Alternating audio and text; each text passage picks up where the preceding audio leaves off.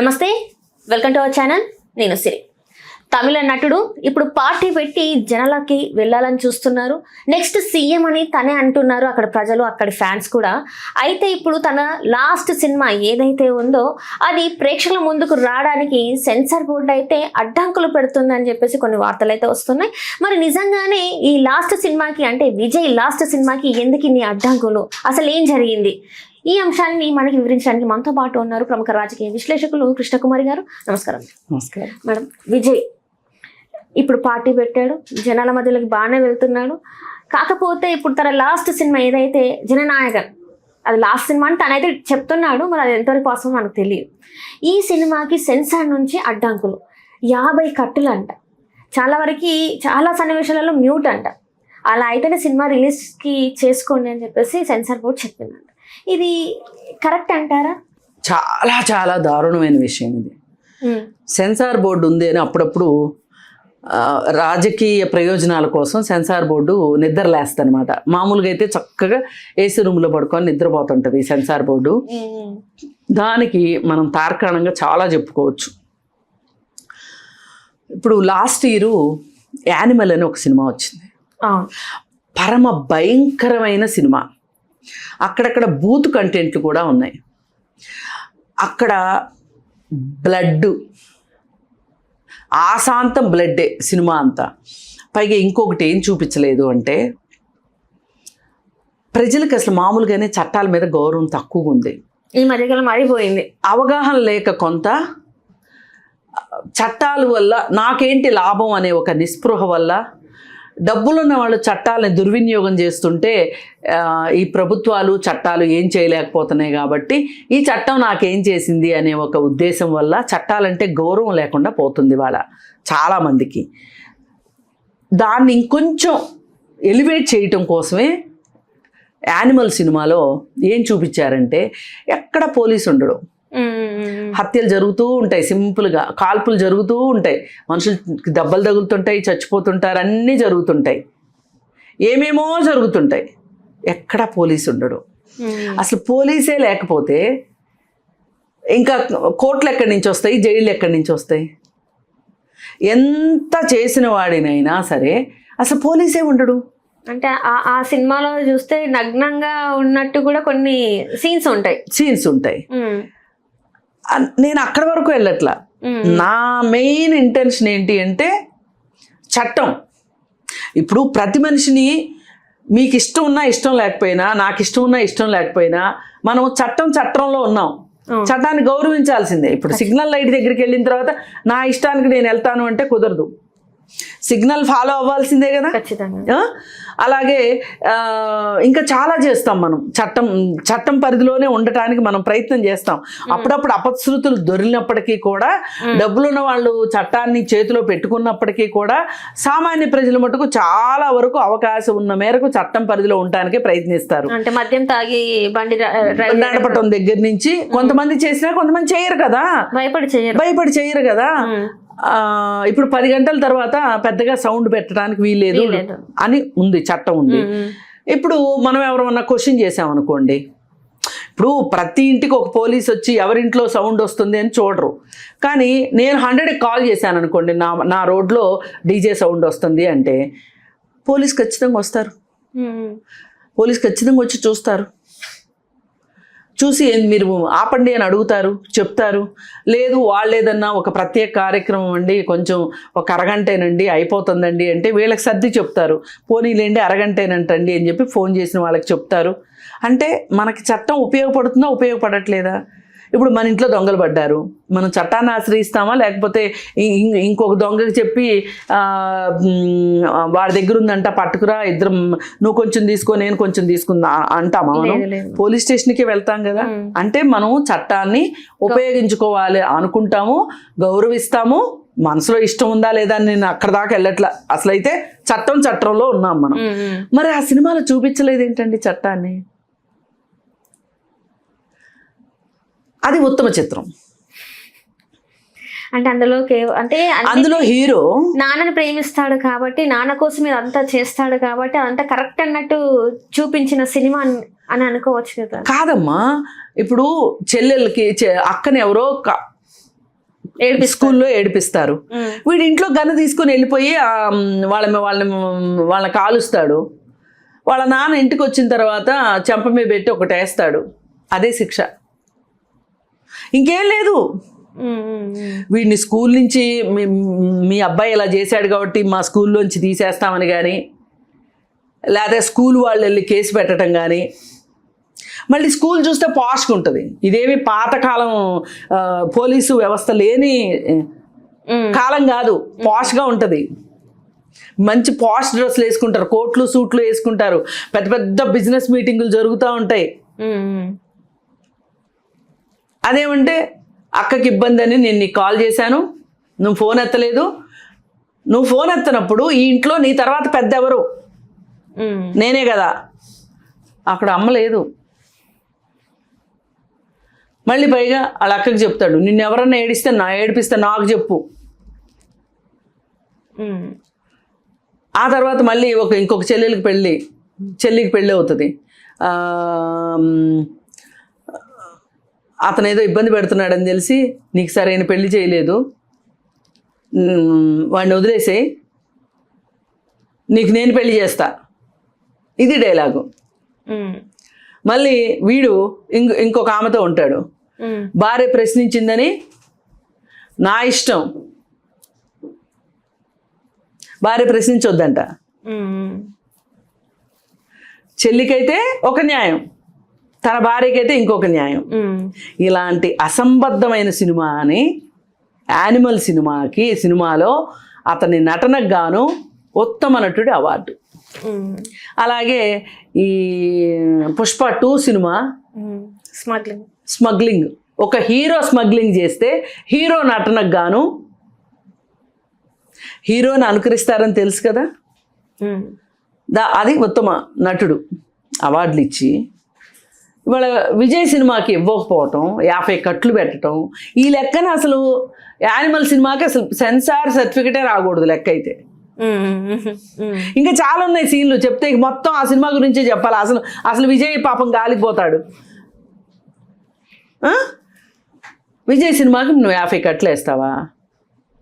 మళ్ళీ అంటే వాళ్ళు చెప్పే రీజన్ ఏంటంటే పార్టీల పరంగా గొడవలు, అంటే జనాలలో విద్వేషాలు రెచ్చగొట్టేలాగా ఉన్నాయి డైలాగ్స్. ఇంతకుముందు రాలేదా మ్యామ్ మరి అట్లా పార్టీకి సంబంధించిన డైలాగ్స్? మరి కరెక్టేనండి. అలాంటప్పుడు పుష్ప సినిమా అందరూ స్మగ్లింగ్ నేర్చుకుంటారుగా, హీరోనే స్మగ్లింగ్ చేశాడు అంటే, ఇప్పుడు హీరో క్రాఫ్ ఎట్లుంటే అట్లా క్రాఫ్ వేయించుకుంటారు. హీరో ఏ చొక్కా దొడితే ఆ చొక్కా వేసుకుంటారు. విలన్ వేసుకున్న చొక్కా ఎవరు వేసుకోరుగా, కానీ హీరో వేసుకున్న చొక్కాని వేసుకుంటారుగా, హీరోనైతే అనుకరిస్తారుగా. మరి ఈ 2 సినిమాలకి ఆ ఇద్దరు ఉత్తమ నటులు ఎట్లా అయ్యారు చెప్పండి?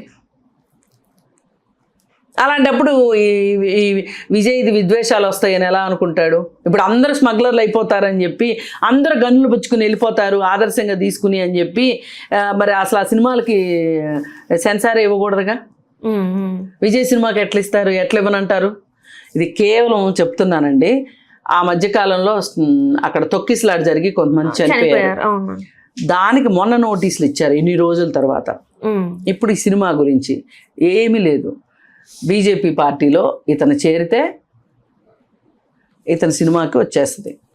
అయ్యో, ఓకే. కానీ అక్కడ తను చెప్పాడు, కరాకండి చెప్పేశాడు కదా, ఇక్కడ స్టేట్లో నేను కలవను, సెంట్రల్లో కూడా నేను కలవను, నువ్వు ఒంటరిగానే వెళ్తాను ప్రజల్లోకి అని చెప్పాడు కదా.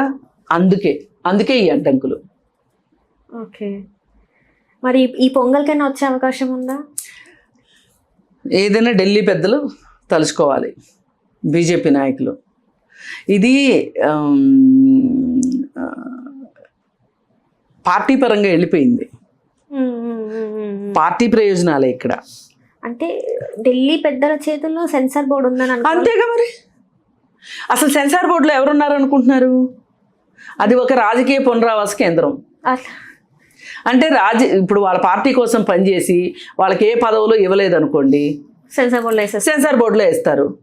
అలాగే నామినేటెడ్ పోస్టులు ఏంటి, ఇప్పుడు బాలల హక్కుల సంఘం అని ఉంటుంది, బాలల పరిరక్షణ సంస్థ ఉంటుంది, అంటే child welfare board. Child welfare బోర్డులో అసలు చైల్డ్ వెల్ఫేర్ అంటే అర్థం తెలియని వాళ్ళు ఉంటారు దాంట్లో. ఎందుకు అంటే వాళ్ళ పార్టీలో పనిచేసిన వాళ్ళకి వేస్తారు.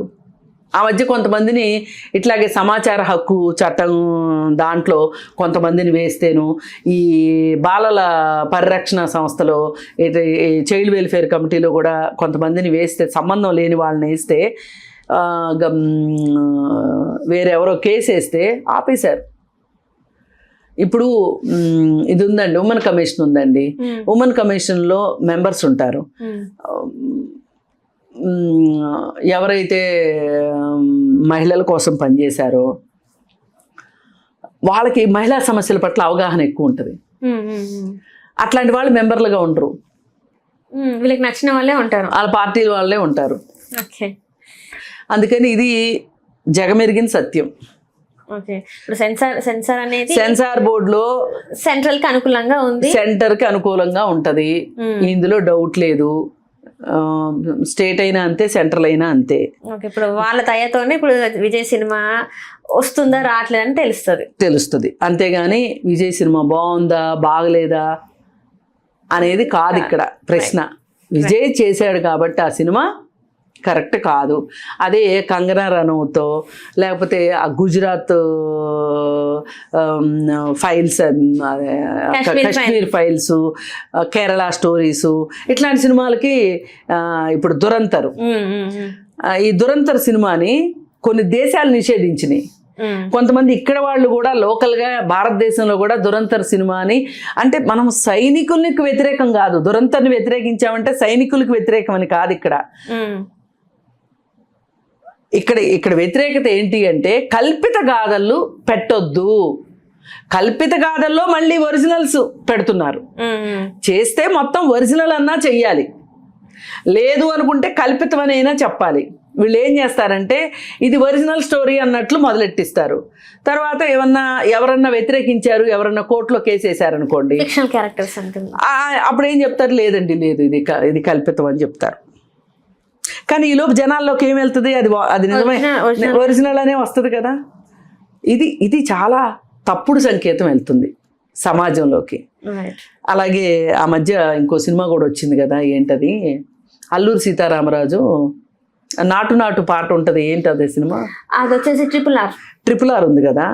ట్రిపుల్ ఆర్ సినిమా అల్లూరి సీతారామరాజుకి ఇక్కడ మన్యం వీరుడు అల్లూరి సీతారామ కొమరం భీము స్టోరీ అని చెప్పారు.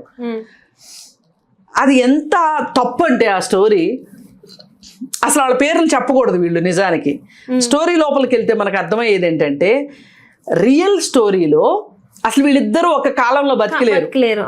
ఈయన కాలం వేరు, ఈయన కాలం వేరు. ఇప్పుడు జనాలకి ఏమని చెప్పారు, ఇప్పుడు ఈ సినిమా చూసిన వాళ్ళు పిల్లలు రేపు ఏమనుకుంటారు, సేమ్ అనుకుంటారు, నిజమైన స్టోరీ అనుకుంటారు. దీనివల్ల ప్రమాదం ఏంటి, ఒకవేళ చరిత్ర పుస్తకంలో హిస్టరీనే చేంజ్ చేసే కన్ఫ్లిక్ట్ వస్తుంది వాళ్ళల్లో. అరే సినిమాలు ఇలా చూసాము, ఇక్కడేమో ఇలా ఉంది. అందుకని మీరు తీస్తే పూర్తి నిజాలతోటి సినిమా తీయండి, లేదు అనుకుంటే తీయండి కానీ ఆ పేర్లు పెట్టద్దు. అందుకని సినిమాల విషయంలో ఈ మాత్రం చరిత్రతో ఆడుకోకూడదు ఎవరైనా సరే. అందుకే మనం ఏం చెప్తున్నాము, ఇలాంటి సినిమాలన్నిటి గురించి ఇప్పుడు మాట్లాడుకోవాల్సి వస్తుంది. మరి ఇట్లా చేసిన సినిమాలన్నిటికీ సెన్సార్ వచ్చేసేసి విజయ్ సినిమాకి రాకపోతే, రాజకీయ కక్ష కాకపోతే అంటే విజయ్కి అంత భయపడుతున్నారు అనమాట వీళ్ళు. అక్కడ ప్రభుత్వం, స్టేట్ ప్రభుత్వమా సెంట్రల్ స్టేట్ కి సంబంధం ఉండదు. సెన్సార్ బోర్డు అనేది సెంట్రల్ సెన్సార్ బోర్డు అంటారు, స్టేట్ సెన్సార్ బోర్డు ఉండదు, సెంట్రలే ఉంటది. సెంట్రల్ గవర్నమెంట్ అధీనంలోనే ఉంటది. ఇది అసలు బీజేపీ వాళ్ళ గొప్పతనం ఎక్కడి దాకా వెళ్ళిందంటే వాళ్ళ చాతుర్యం. పూనా ఫిలిం ఇన్స్టిట్యూట్ ఉంటుంది, ఆ పూనా ఫిలిం ఇన్స్టిట్యూట్ పోయినసారి వీళ్ళ బాగా అభిమానిని దానికి డైరెక్టర్గా వేస్తే స్టూడెంట్స్ స్ట్రైక్ చేశారు. ఎన్ని రోజులు మూతపడింది అది. తర్వాత అతను తీసేసే వరకు స్టూడెంట్స్ ఊరుకోలే. ప్రతిష్టాత్మకమైన పూనా ఫిలిం ఇన్స్టిట్యూట్ కూడా మీరు రంగు వేసేస్తున్నారు. అందుకని దయచేసి రాజకీయాలను రాజకీయాలుగా ఉంచి సినిమాలుగా ఉంచండి. Right thank you so much. Thank you. Hello, Telugu రాజ్యం ఛానల్ చూస్తున్నారా? సామాజిక రాజకీయ జీవన చిత్రణే తెలుగు రాజ్యం. అతిశయోక్తులు అసత్యాలు ఉండవు. రాజకీయ కోణం కాదు, ప్రజా కోణమే కొలబద్ద. తెలుగు రాజ్యం వీక్షణ నీ ఉత్తమ అభిరుచికి నిదర్శనం.